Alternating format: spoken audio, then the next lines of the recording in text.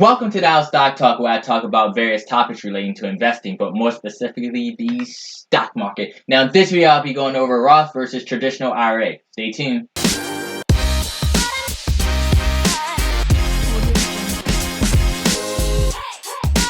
First off, let's talk about exactly what is a Roth or traditional IRA. They're pretty much a regular account with special rules. In order to reap the benefits, you have to follow the rules.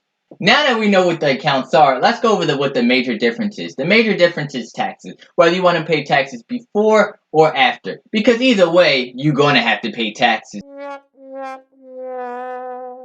Now with the traditional account, you didn't pay taxes up front, so therefore when you end up retiring, you're going to have to pay taxes, and it'll be counted as income tax. Let me give you a pointer though. If you're young and you're in a lower tax bracket, and when you expect to retire, you expect to be in a higher tax bracket, it may make more sense to go with the Roth.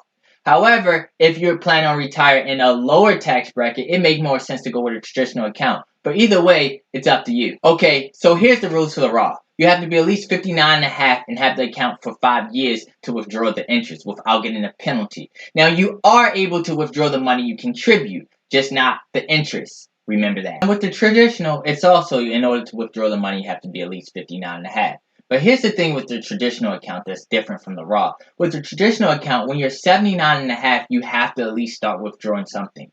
Now with the Roth, you don't have to. Remember that. Now let's go over how much you can contribute. With the Roth and a traditional account, you're allowed to contribute up to $6,000 a year. And if you're 50 or over, you're allowed to contribute $7,000. Now these are the rules as of 2020. Oh, there's one other thing about the Roth. In order to qualify for the Roth, you have to make under $139,000 if you're single, and if you're filed together, you have to make under $206,000.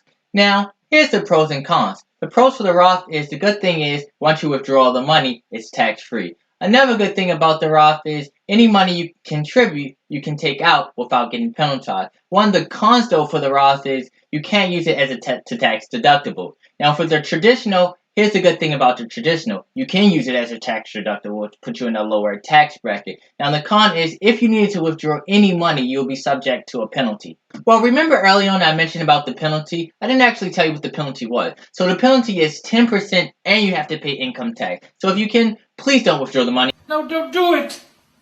No! Now there are some exceptions when it comes to that rule.